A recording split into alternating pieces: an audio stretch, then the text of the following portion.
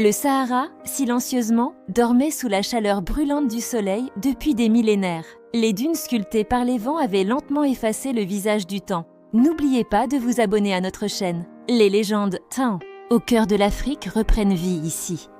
Mais ce visage, un jour, souriait. Ce visage vivait autrefois au cœur d'une ville.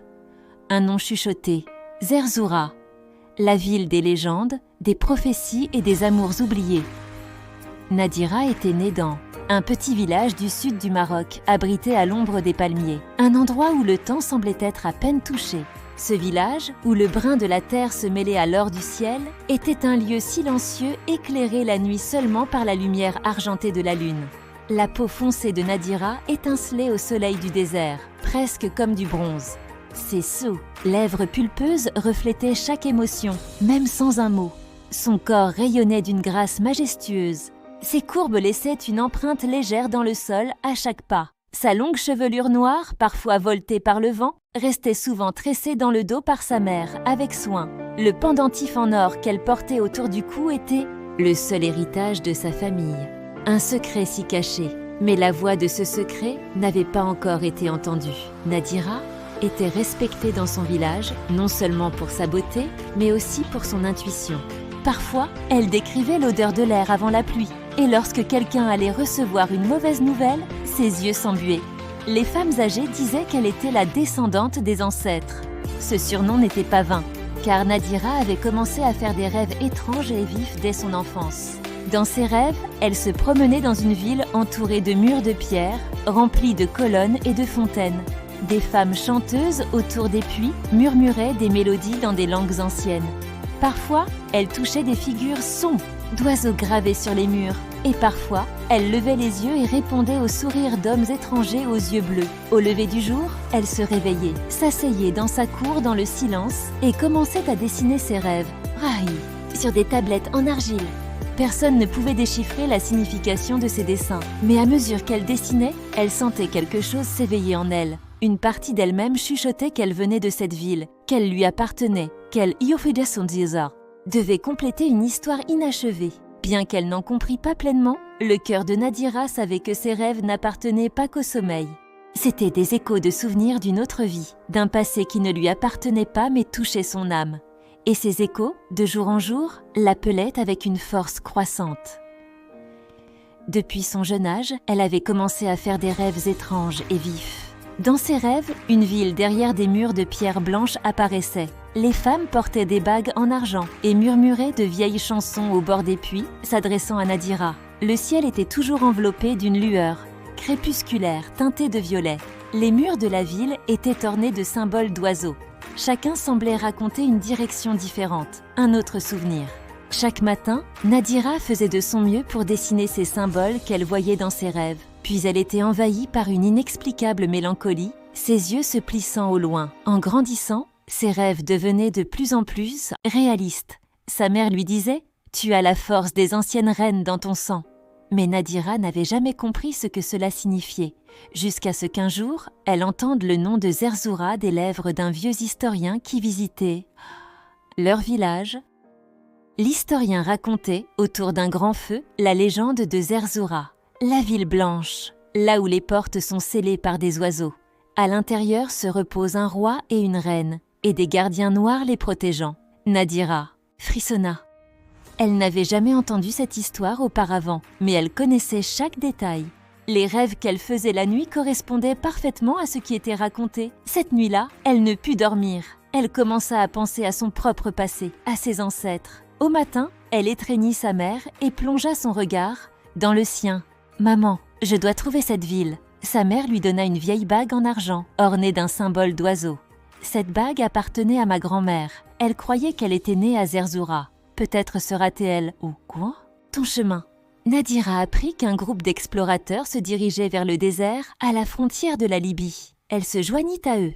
Camions, caravanes de chameaux, appareils GPS et cartes anciennes en main. Ils prirent la route. Pourtant, le véritable guide de Nadira était ses rêves. Un jour, alors qu'elle marchait seule dans le désert, elle se perdit dans une tempête. de sable. Lorsqu'elle reprit connaissance, elle se retrouva entourée de personnes grandes, blondes, aux yeux bleus, étrangers mais familiers. Elle fut conduite à travers des portes ornées de pierres blanches. Elle passa devant des murs gravés de symboles d'oiseaux. C'était la ville de ses rêves, Zerzura. Zerzura, semblant être une ville vivante mais figée dans le temps. Ses habitants s'habillaient comme à l'ancienne, parlant un autre dialecte arabe. Les femmes circulaient sans voile, chantant des chansons aux étoiles la nuit. Dans cette ville, une seule chose était interdite: parler du passé. Nadira trouva dans la bibliothèque de la ville, entre les étagères couvertes des toiles d'araignées du temps, des manuscrits poussiéreux. Ces écrits murmuraient une histoire oubliée, portant les traces d'un amour perdu. Dans un coffre scellé par des sceaux sacrés, un manuscrit doré attira son attention. Elle tendit la main avec hésitation et commença à tourner les pages, son cœur battant à toute vitesse. Les écrits parlaient de la reine Zahira et de son amour pour un jeune homme du peuple. Zahira, cachant sa solitude derrière sa couronne d'or, était tombée amoureuse de la sincérité et de la lumière pure dans l'âme de ce jeune homme. Cependant, lorsque le roi apprit que le cœur de sa reine appartenait à un autre, il laissa libre cours à sa colère, faisant emprisonner et torturer le jeune homme jusqu'à la mort. Après cette trahison, Zahira, le cœur en larmes, se dirigea vers le puits le plus ancien du palais par une nuit de larmes ruisselantes, enfilant son suaire blanc et récitant des prières, se laissant aller à l'éternité. Les manuscrits relataient aussi les derniers mots de Zahira: « Ce cœur ne s'éteindra pas même avec la mort.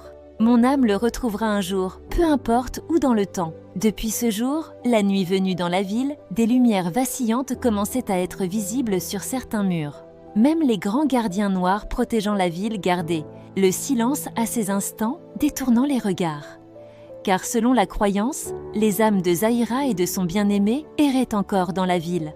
Tant qu'elle n'avait pas trouvé de nouveaux corps pour se réunir, la ville ne pouvait pas rester en équilibre. Dans les nouveaux corps, des regards familiers continuaient de porter les échos d'histoires inachevées. Alors que Nadira poursuivait sa recherche parmi les étagères poussiéreuses de la bibliothèque, elle le rencontra. Michael était un jeune homme grand, à la peau mate, avec des cheveux noirs bouclés et des yeux noisettes. Il portait une tunique blanche simple mais élégante, ses mains recouvertes de taches d'encre. Lorsque Nadira croisa son regard, elle sentit son cœur s'arrêter un instant. Michael examinait de vieux manuscrits et prenait des notes. À la vue de Nadira, une étincelle familière brilla dans ses yeux. « Il est rare de voir un visage étranger dans cette ville, » dit Michael souriant. Nadira s'approcha timidement. « Je fais des recherches. Mes rêves m'ont amené ici. » Michael regarda attentivement les yeux de Nadira. « Parfois, le destin réunit deux âmes. Peut-être que nous nous sommes rencontrés dans une autre vie. » À cet instant, une inexplicable attraction naquit entre eux. Nadira y voyait le jeune homme de ses rêves. Pour Michael aussi, Nadira n'était pas étrangère. Comme si, dans le silence ancien de la bibliothèque, deux destinées s'étaient à nouveau croisées. Un soir, à Zerzura, la fête de la silencieuse, la plus belle nuit de l'année fut célébrée. La lune brillait dans le ciel tel un sabre et la ville était baignée de lumière argentée. Nadira était assise au bord du puits sacré, aux côtés de Michael. Les mots se turent, les cœurs se mirent à parler. Soudain, elle fut étourdie, la lumière de la lune éblouissant ses yeux, et le voile du temps se leva dans son esprit. Des images du passé commencèrent à défiler devant ses yeux comme un torrent. Une femme portant une couronne, un palais, de marbre, des murs décorés d'or et des pas résonnant dans le chagrin. C'était Zahira, élégante et noble, mais son cœur était enchaîné. Et devant elle se tenait un homme, les mains liées, la tête haute, les yeux sans peur. Michael. Un homme qui avait volé le cœur de Zahira, mais n'était pas noble. Les murs silencieux du palais semblaient parler de cet amour. Le roi, Kan, à lui, errait dans l'ombre comme un fantôme, jaloux du feu dans le cœur de sa femme. Il était cruel. Dans son cœur, il n'y avait de place ni pour l'amour ni pour le pardon. Lorsqu'il apprit l'amour de Zahira pour le jeune homme, il avait donné des ordres silencieux avant de l'appeler. Son sang, qu'il tombe dans le puits, qu'il se mêle à l'éternité. Le jeune homme avait été laissé à mourir de faim dans les cachots du palais pendant des jours. À chaque coup, le nom de Zahira s'échappait de ses lèvres et chaque douleur accélérait son amour. Zahira, en larmes, tentait de le visiter en cachette, mais les gardes du roi étaient déterminés à sangloter cet amour. Finalement, une nuit, Dans une lettre secrètement envoyée à Zahira, il n'y avait qu'une seule phrase « Il n'est plus ». À ce moment-là, la lumière s'éteignit dans le cœur de Zahira. Elle mit un suaire blanc, mettant à ses poignets des bracelets en argent et marcha vers le puits le plus ancien du palais. Là murmure son ultime prière. Mon cœur était le sien, son âme était avec moi. Même s'il est mort, notre amour sera porté par le temps. Le jour où il me retrouvera, notre éternité sera à nous. Puis elle se laissa aller à l'éternité. Lorsque Nadira se trouva au bord du puits et se remémora le passé, ses yeux se remplissaient de larmes. Elle se tourna vers Mikhal, assis à ses côtés. Ses yeux aussi étaient embués. Ces deux âmes retrouvaient à nouveau leur union au-delà du temps. Cet amour n'était pas seulement l'écho du passé, mais aussi celui de l'avenir. Tous deux furent frappés par cette réalité. La chaîne de la malédiction allait se briser. Cependant, les gardiens de la ville, ces hommes noirs et robustes, s'en aperçurent. Ils essayèrent d'emmener Nadira hors de la ville. « Ton séjour perturbera tout l'équilibre », dirent-ils. Mais le passé t'appartient désormais. Mikhal prit la main de Nadira. « Ne me quitte pas encore. Nous avons perdu l'autre il y a des siècles. » Nadira, accompagnée du lourd fardeau de la malédiction et des murmures troublés de son peuple, fut conduite hors de Zerzura. L'équilibre de la ville était perturbé et certains anciens pensaient que sa présence ouvrait trop les portes du passé, craignant que la paix sacrée ne soit rompue. La séparation de Nadira et Mikhal fut brève et douloureuse. Ils s'étaient retrouvés, mais le destin n'avait pas permis leur union. Nadira ne put que lui dire « Attends-moi ». Lorsqu'elle retourna dans son village, sa famille fut d'abord surprise, puis l'accepta dans un profond silence. Le changement dans ses yeux portait le poids de tout ce qu'elle avait vécu. Elle n'était plus la fille simple du village. Elle était maintenant une femme consciente des secrets centenaires.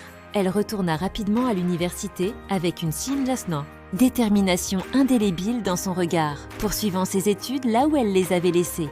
Mais maintenant, ces leçons n'étaient pas seulement des connaissances académiques, elles étaient la boussole de sa quête spirituelle.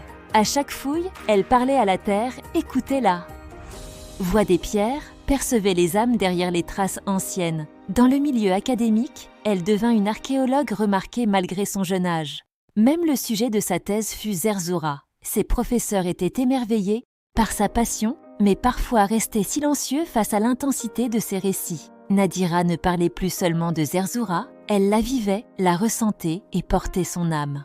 Avec son récit mêlant légende et science, Nadira était devenue la griotte moderne de son temps. Le temps passa, 2 années s'écoulèrent. Nadira attendait patiemment. Dans son cœur résonnait la promesse de Mikhal. Un matin, alors qu'elle examinait des manuscrits poussiéreux dans le silencieux bureau des archives de l'université, un visiteur entra. Au début, elle ne reconnut pas l'homme qui franchit la porte. Mais ses yeux valaient une vie entière. Mikhal était devant elle, fatigué mais déterminé. « J'ai suivi chaque indice pour te retrouver pendant 2 ans, dit-il. Plus aucune ville, aucune malédiction, aucun temps ne pourra nous séparer. » Les yeux de Nadira se remplirent de larmes. Elle tendit la main. « Je t'ai toujours attendu, parce que je savais que notre amour vivrait, pas seulement dans le passé, mais aussi dans le futur. » À cet instant, la blessure du passé se cicatrisait. L'amour inachevé à Zerzura se complétait cette fois-ci dans le temps du monde. Nadira et Mikhal se retrouvèrent, non pas pour l'éternité, mais pour vivre chaque instant ensemble, comme s'il était infini. N'oubliez pas de vous abonner à notre chaîne. Les légendes au cœur de l'Afrique reprennent vie ici.